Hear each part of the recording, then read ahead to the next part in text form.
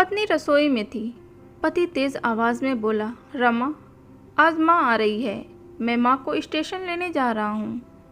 इतना सुनते ही रमा ने माथा सिलवटे से भरकर कहा, ले आओ, मैंने कब मना किया है, तुम्हारी माँ है, लाओ या मत लाओ। मेरी माँ क्या तुम्हारी कुछ नहीं लगती? राहुल ने कहा। राहुल रमा की आंखों से उसके हृदय को पड़ चुका था। गाड़ी की चाबी उठाकर बोला, देखो रमा, माँ पिछली बार आंखों में आंसू लेकर गई थी।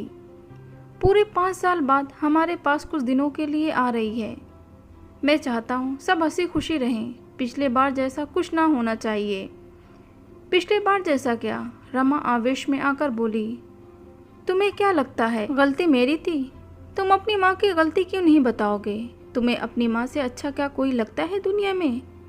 तुम्हें तो हमेशा मुझ में ही खोट नज़र आता है। तुम और तुम्हारा परिवार ही सही होता है, सारी कमियाँ मुझ में ही है बस। मैं इस दुनिया की सबसे बेकार बहू, बेकार पत्नी हूँ। राहुल बोला।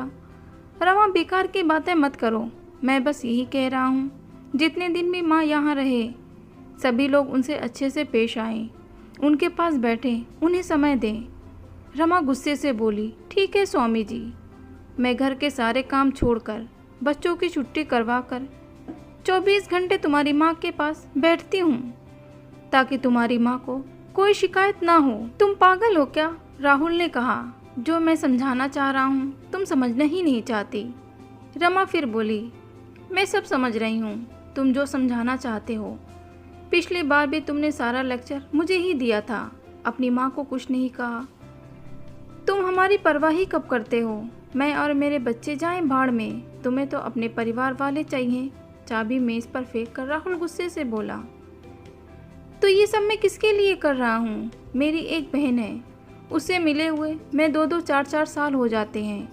बाबूजी के जाने के बाद माँ गांव में अकेली रहती हैं, लेकिन मैं उन्हें यहाँ नहीं ला सकता, क्योंकि तुम लोगों के जीवन में कोई डिस्टरबेंस ना हो। और तुम कहती हो मुझे अपने परिवार वाले चाहिए। जिस बड़े भाई का हाथ थामकर इस शहर में आया था, जिसने सब कुछ सिखाकर इस काबिल बनाया कि तुम लोगों का भरण पोषण बहुत अच्छे से कर रहा हूँ, उस भाई की मौत के बाद कभी उसके बच्चों को 2 पैसे का सहारा नहीं दिया, और तुम कहती हो मुझे मेरे परिवार वाले चाहिए।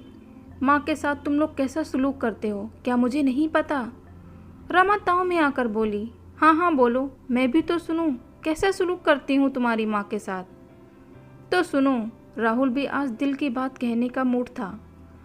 अछूतों जैसा व्यवहार, बच्चों को पास नहीं जाने दे, मेरी माँ से दूरी बनाए रखना, मेरी माँ से बातें नहीं करना, माँ पर बात बेबात भड़कना, माँ बेवक्त अपने कमरे से बाहर ना निकले। तुम लोग माँ से सीधे मुंह बात नहीं करते। माँ अपने सारे काम खुद करती है। माँ को यहाँ आकर भी अपनी 2 रोटियाँ खुद बनानी पड़ती है। तो धिक्कार है ऐसी औलाद होने पर। और सुनो, बचपन में मुझे रात में उठकर रोटी खाने की आदत थी। उसमें कभी ऐसा नहीं हुआ कि मैं रात में उठा और मुझे रोटी नहीं मिली। माँ हमेशा 2 रोटी बचा कर रखती थी मेरे लिए। यहाँ सब कुछ होने के बावजूद भी माँ को कई दफ़ा भूखा सोना पड़ा। ऐसा क्यों? रमा बोली, मैंने कभी नहीं कहा तुम्हारी माँ को रोटी बनाने के लिए। मेरा दोष बताओ। मैंने उनसे कहा है जाओ उनसे रोटी बनाओ, उन्हें खुद मेरे हाथ का खाना पसंद नहीं। राहुल ने बोला, इसमें तुम लोगों का दोष नहीं, बल्कि मैं ही अपनी माँ का लायक बेटा नहीं बन पाया। ये जो आज हमारे पास घर, गाड़ी, स्टेटस है, जिसकी तुम मालकिन बनी बैठी हो, ये उसी माँ के आशीर्वाद से है। मेरी माँ के आते ही तुम्हारी बीमारियाँ शुरू हो जाती है। मैं चुप इसीलिए रहता हूँ कि घर का माहौल ख़राब ना हो।